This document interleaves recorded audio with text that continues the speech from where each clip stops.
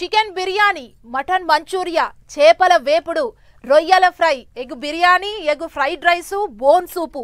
ఇగో ఇట్లా హోటళ్లల్లో బోర్డులను చూసి, బోర్డుల మీద బొమ్మల్ని చూసి లోపలికి పోయి వేలకు వేలు పెట్టి తింటుంటాం. కానీ గసువంటి రుసులన్నీ బోర్డుల మీదనే అంటుర్రు అధికారులు. రుషి ముచ్చట దేవుడెరుగు గాని లోపలికి పోయి చూస్తే తెలుస్తుంది అటి భాగోతం ఎట్టుంటదనేది. పైన పటారం లోపల లోటారం. ఇప్పుడు తెలంగాణలో ఏడ చూసినా ఏ హోటళ్లకు పోయి చూసినా ఇట్టనే ఉన్నాయి. మీదికేమో బొట్టు పోడలేసినట్టు కానొస్తున్నాయి కానీ వంటగదిలకు పోయి చూస్తే చిత్తడి మేడిపండు చూడు, మేలిమయ్యుండు, పొట్ట విప్పి చూడు, పురుగులుండు అన్నట్టు బిర్యానీ తిని చూడు, రుచిగుండు, వంటగదిలకు పోయి చూడు, ఓకారం వచ్చు అన్నట్టే తయారైనాయి అన్నట్టు. కామారెడ్డి జిల్లాలో శానా హోటళ్లలో ఇదే కథ.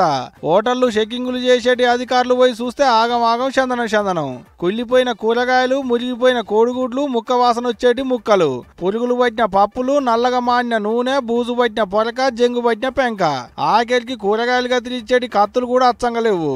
ఇక కోడి తునుకల సంగతి అంటారా, అమ్మిన కాడికి అమ్ముడు, మిగిలినవి పట్టుకపోయి ఫ్రిడ్జ్లల్లో పెట్టుడు, తెల్లారి గట్ల మళ్ళా పెంక మీద ఏడి చేసి గరం బిర్యానీ అని పల్లెలలో పెట్టుడు. ఇదే కథ అవుతుంది ఆడ కామారెడ్డి జిల్లాల సదాశివనగర్ మండలంలో ఉన్న వైష్ణవి శనగపిండి మిల్లులో చెకింగులు చేస్తే మొత్తం పురుగులు పడ్డ పప్పులనే మూటలు కట్టిలాట. అగ చూడులి ఎన్ని ప్యాకెట్లు నింపిలో గీ అన్ని పట్టుకపోయి హోటళ్ళకి అమ్ముకుంటారు. వాళ్ళేమన్నా తక్కువనా, ఇయే పప్పులతో వంటలు చేస్తారు.